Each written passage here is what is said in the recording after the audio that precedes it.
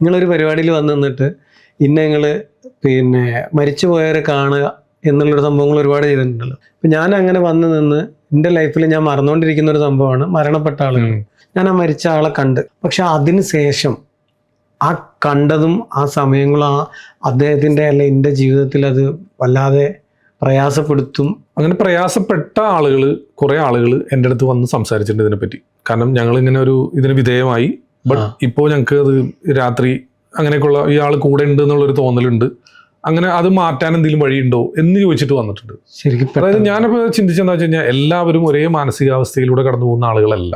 നമ്മളിപ്പോൾ ഒരു ഹിപ്നോസിസ് ഒരാളെ അപ്ലൈ ചെയ്യുമ്പോൾ തീർച്ചയായിട്ടും അയാളുടെ ഹിസ്റ്ററി എന്താണ്, അങ്ങനെ ഒരുപാട് കാര്യങ്ങൾ ഡീറ്റെയിൽ ഒക്കെ എടുത്തിട്ടാണ് നമ്മൾ ചെയ്യണം. വളരെ സേഫാണ് ഇത് സംഭവം, ഭയക്കേണ്ട കാര്യമൊന്നുമില്ല. ഹിപ്നോസിസ് എന്ന് വെച്ച് കഴിഞ്ഞാൽ വളരെ സേഫാണ്, വളരെ നല്ലൊരു സ്റ്റേറ്റ് ഓഫ് മൈൻഡ് നമുക്ക് അനുഭവിച്ചറിയാൻ പറ്റുന്ന കാര്യങ്ങളൊക്കെ തന്നെയാണ്, എല്ലാം ഓക്കെയാണ്.